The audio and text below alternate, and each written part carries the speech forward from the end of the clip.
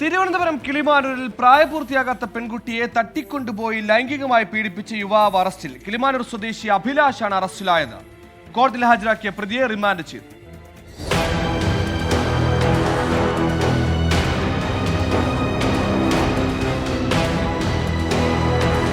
ബുധനാഴ്ചയായിരുന്നു കേസിനാസ്പദമായ സംഭവം.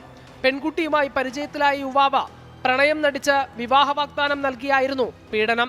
ബുധനാഴ്ച ഉച്ചയ്ക്ക് 2 മണിയോടെ പ്രതി പെൺകുട്ടിയെ ഫോണിൽ വിളിച്ചു വരുത്തി.